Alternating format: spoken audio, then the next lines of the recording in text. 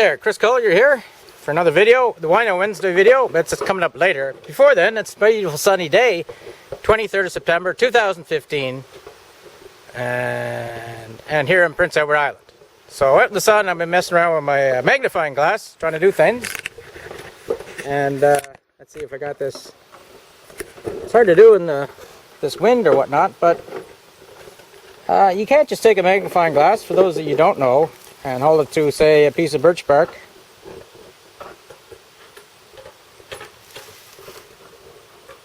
And get a fire going. It'll just char it and smolder it. It won't actually catch fire. And I say it won't actually, but there's a chance that it might, but in the short time I've been doing this, I can't get it to light. So you have to use a charred material, like this char wood, which is wood that's been put in a tin can like this, with cover closed, and you cook it in the fire for about 15 minutes until smoke starts coming out of it, stops coming out of the hole in the top. You know, char wood. So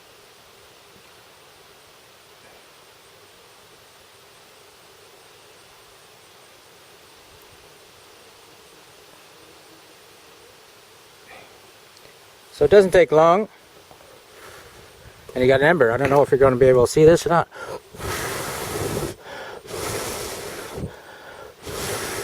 Anyway, then you put that into your tinder bundle and you blow it into flame. Also, of course, you can use char cloth.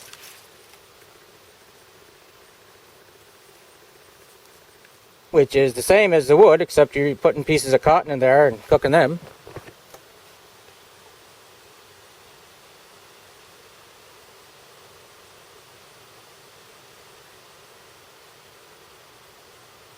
For some on our knees, and this is not good. Oh, there it goes. So,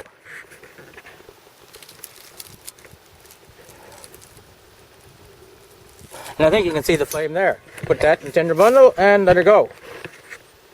Other things you can use. This is amadou, or from the horsehoof fungus. Go be hot somewhere else. Horsehoof fungus grows in birch trees, and it's charred. And if you carry that,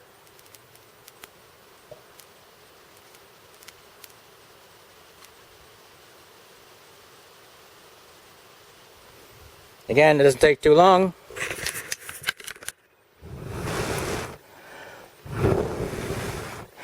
Get it burning. It smells nice too. It's kind of like incense. We'll put all that stuff there. So this is some charred material I just made the other day, and I'm trying it for new.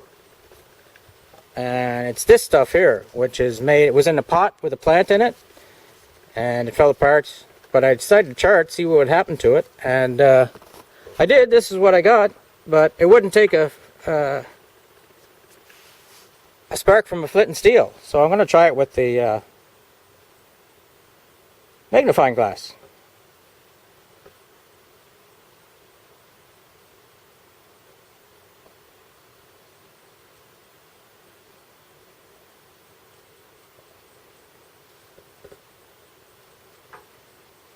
I can see that's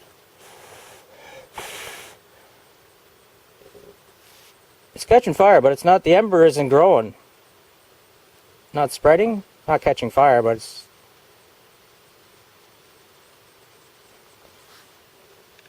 You can see it's smoking there, but there's hardly any red ember there, and it just went out. So this char is worthless, and I'll throw it away. So then I thought I'd try fat wood. And that's pine that's drenched with sap. And you can see in this little piece here, all the dark spots, and you can see it's dark here, is all pine sap. Pine sap? Yeah, whatever. And this, I made tiny shavings, and this you can light fire with a ferro rod. So I'm going to see what it does with the magnifying glass.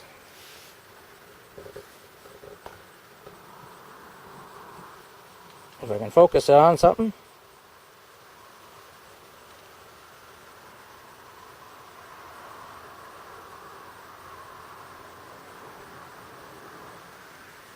You'd think that this is going to get hot enough to combust, and it'd light the sap on fire, and the sap would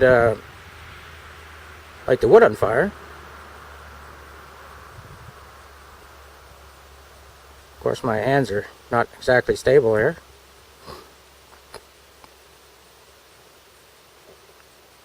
I just try to keep it in this one spot.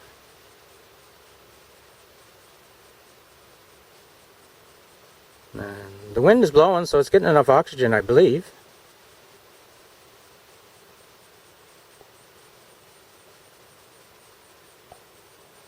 This smells nice when it burns too. Very sprucey, evergreenish. But I'm not having any luck here either.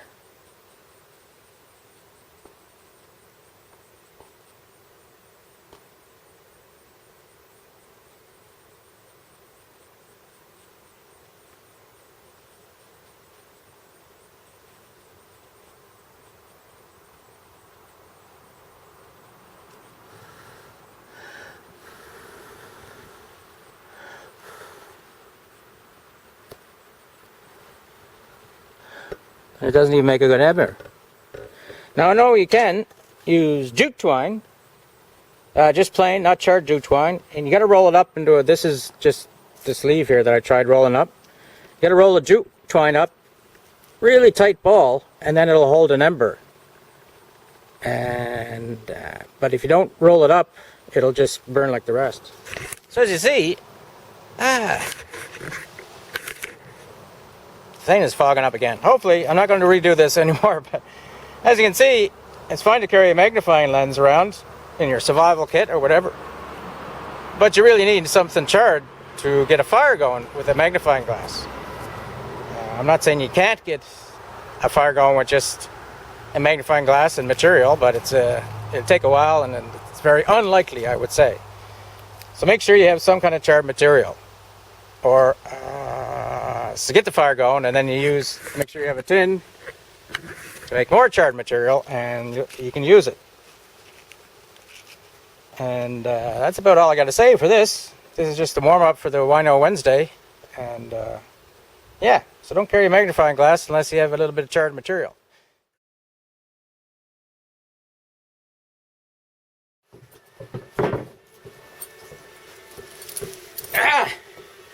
Welcome.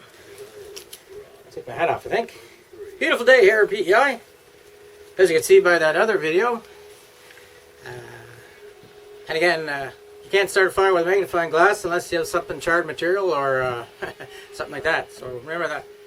Ah, there we go. There's the wine we're going to talk about now. And this is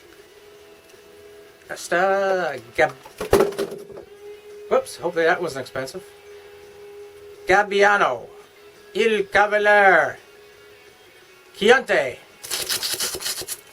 with his liver with some fava beans and a nice Chianti, or whatever Hannibal does.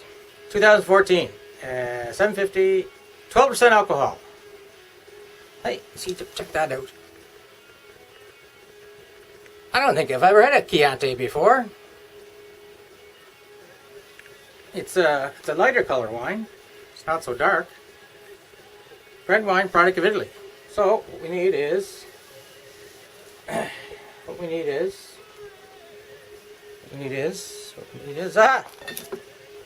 corkscrew. I got some stuff done yesterday. I painted two sides of the shed, and I used almost a gallon for those two sides of the shed, and that includes the front. The front of the shed, which has big doors and stuff like that. So I'm going to need at least another gallon to do the other two sides, because there's nothing on them. One window in the back. But I'm using acrylic stain, which apparently goes over latex and oil paint. So the lady at the Home Hardware said. Now the trim and the doors in the front are all red for some reason. But I think I'm going to paint them green, like the trim, like this color here, to match the house.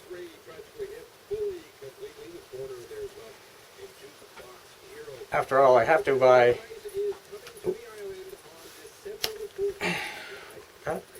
Damn it, I broke it. Just another thing going wrong today. Anyway, so yeah, I'm going to get green paint. I wonder if I can get this out of here without pushing it inside. Ooh, I think so.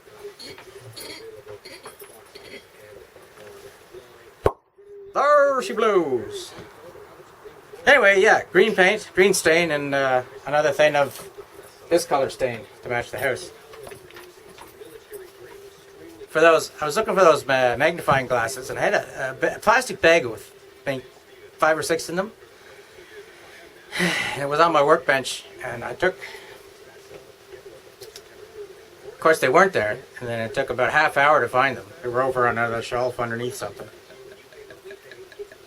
I'm such a clever bastard when it comes to putting stuff away in special places.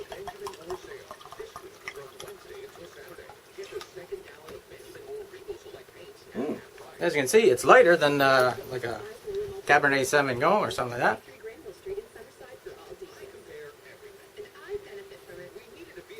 Smells pretty good. Nice and fresh, fruity.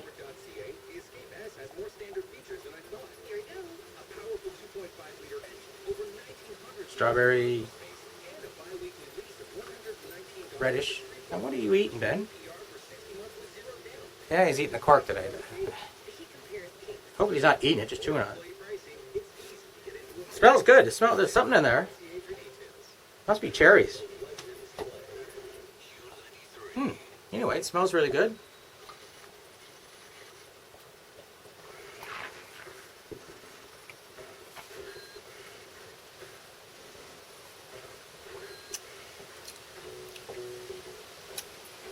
Dry. A little dry. Very,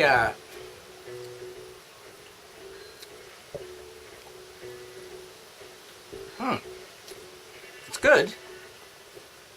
It's very fruity, you know, other than grape. There's other flavors in there that I'm not trained enough to know. But it tastes pretty good. So I still have to do the, paint the rest of the shed. I have to get up on the roof. My roof was leaking the last time we had a great big rainstorm, so I got to find where it's coming in on the roof. I think I may know where it is. I patched it last year or 2 years ago.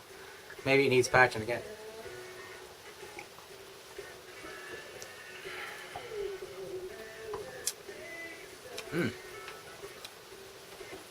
Very different taste. Like a fresh taste. It's not like I say, with the color not being dark, it's not like a dark, rich Cabernet Sauvignon or Zinfandel or anything like that. Yeah, I get up on the roof with a pail of tar and just start swabbing it around. Okay, let's see what it has to say, and I can read it without my glasses. The 12th century Castillo de Gabbiano estate is located in the heart of the renowned Chianti classical region, where that is. The Gabbiano Knight, Gabbiano, I wonder how to pronounce that, Knight, or Cavalerie, protected the estate and embodies the tradition of winemaking excellence.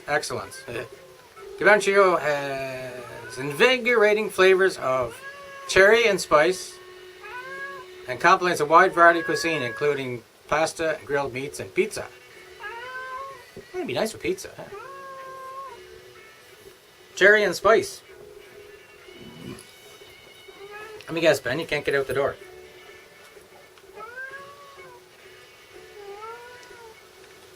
What else do I have to do around this place before winter sets in? I don't know. Probably just stock up on beer and wine. Just the necessities. And cans of bologna. Cans of bologna? Cans of Spam. I don't really like Spam, really. I like corned beef, but it's probably the worst thing you can eat with all that fat in it. I mean the tins of corned beef, not actually proper corned beef. I don't know if I showed you this last week. I got one of those selfie sticks.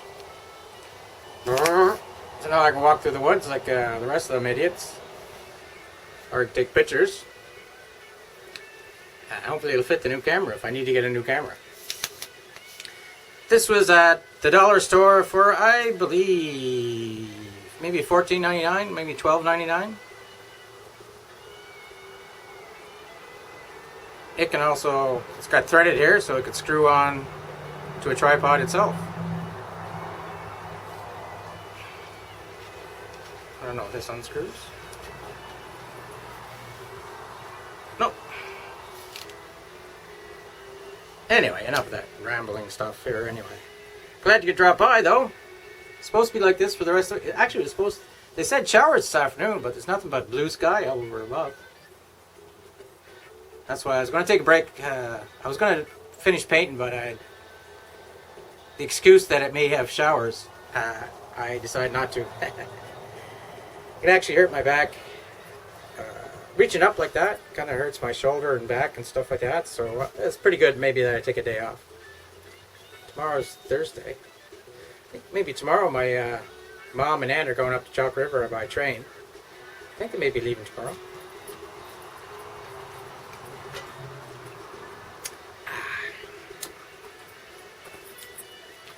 And it's 12%.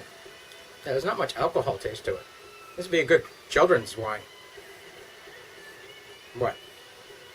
Kids can't have wine? When did they make that rule? I tell you, we're living in a communist society, Ben. Do you like wine? He's not a child, he's 3, so that means he's 21. You're above the... Ah! Right in the lips. Anyway, I don't know how long this is going on, but it's probably going on long enough. Again, the wine was, however you pronounce that word in Italian. I think it's only, it could be Gabbiano or it could be Gabbiano. Il Cavalier. Cavalerie, so it's got a knight there. What do you say they called him? Knight, yeah. Or Cavalier. Chianti 2014. So I wonder if this is, most Chiantis are kind of light and fruity like this. Probably, eh? What do you think, Ben? 12%. Contains sulfites. I don't know. Maybe I'm allergic to sulfites. Anyway, thanks for dropping by. The flags are up there, which are out of reach. I can wave my deep woods off, which I don't really need now because the bugs are gone. I can investigate what I knocked down over there. And I can drink the rest of this bottle of wine and feel happy. And watch the Blue Jays tonight. Hopefully they beat the Yankees. The damn Yankees. So, here's to you. Have a good day. Thanks for dropping by. Please like, comment, subscribe, and all that jazz. Chris, out. To the editing table.